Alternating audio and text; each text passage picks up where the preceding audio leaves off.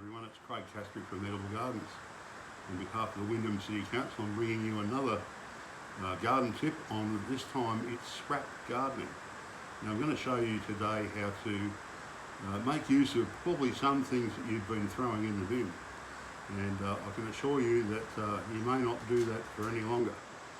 One of the first things I'm going to start with is garlic. And it just so happens that it's garlic season now. So if you've got garlic that looks a little bit like this and it's starting to sprout, don't throw it out, please. Simply just peel it off into individual cloves.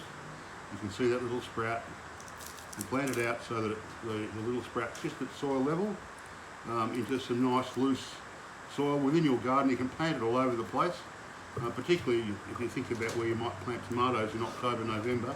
It's a great companion plant, so don't throw that out any longer. You can even grow this in pots, as a matter of fact. So that's the first one. The next one is bok choy or pak choy. Now, if you've got it growing in the ground, don't pull it out roots and all. Just simply cut it off, leaving a little bit of the root end in the ground. And what will happen is it will grow and sprout again, and you'll get some more young bok choy or pak choy, whichever the case is. But if you've bought it and you're going to use it, just simply cut off the bottom of it and save this piece. This is vital. And if you use a little bit of paper napkin, serviette, or even cotton wool, and soak it in a little bit of water on a container lid, just a plastic container lid would do fine, and simply sit that just there like so. In a few days' time, you'll start to see some movement in that, in between the leaf stems of where it's attached to the root end, and it will start and grow. And if you leave it there for a week or so, you might start to see a little bit of root growth, and when you do, go and plant it out in the garden and that will grow again for you. So that's for bok choy or pak choy. The next one is fennel. Exactly the same thing. Bulbs of fennel will regrow again. So simply when you buy it, cut that root end off.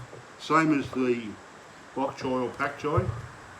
Simply sit it nestled over the top of the serviette or the napkin, whatever you decide to use, and you'll find that will re-sprout again. And as soon as it starts to get those green sprouts happening, again, go and get it out into the garden. So that's another one.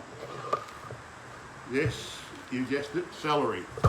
This is also another one that you can grow again from the end. So leaving the root end intact, simply because you can see where the roots grow from. Once that gets in contact with water again, and look, if you sit it on the sink, on the ledge of your sink, your windowsill in the kitchen, it's an ideal spot for these sorts of things to grow. Now, the last one that I'm going to show you today is spring onion. The spring onion you generally get like so. So this has already got roots on it. So all you really need to do is to chop that off. You don't even need to worry about sitting it on any kitchen towel or napkin like we've done with the others. You simply go out and plant that. Yep, just bury it just above the top, and roughly where the roots join the stem of the spring onion. Simply cover it up with soil and away it goes. So now if you're growing spring onions like this one, rather than pull it out, just get a knife and just cut it just above the root end, leaving the roots in behind, and you take the spring onion with you. Okay, and you can use that. What's going to happen is that little spring onion root end is going to grow another spring onion. Now, it will only do that one other time, because if you do it a third time, unfortunately the spring onion gets a little bit woody. So I'd recommend just do it once. But there you go, folks. That's a really easy way of making your produce go a bit further. Now there's one final one, and I think this is one that people spend a small fortune on buying, those little bunches of herbs. This is rosemary, but it could be just as easily be thyme. Another one that often gets used is Vietnamese mint. That grows really, really easy. Now what you do is you cut it down so it's about 10 centimetres in length.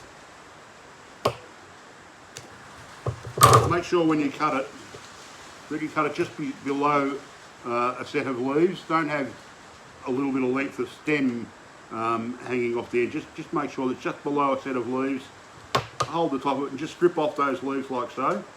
And I started some earlier. What you simply do is just put some silver foil in over the top of a jar and fill it up with water. I change the water in that once a week. In about 3 or 4 weeks time you'll find, and you could probably do 10 or 20 of these, you'll find that they'll have all grown some roots. Those that haven't, obviously throw away, but those that have, go and pop them up into some good quality potting mix in some small pots and look after them, and you'll find that in no time flat you'll have your own rosemary or whatever you've decided to try and start. As I said, thyme is another, mint is another easy one, so give it a go. These things cost nothing. Get the kids involved. They love doing this sort of stuff, and it's wonderful to see it starting to sprout. So, well, it's bye for me. Thanks for watching. Stay tuned for more. All the best.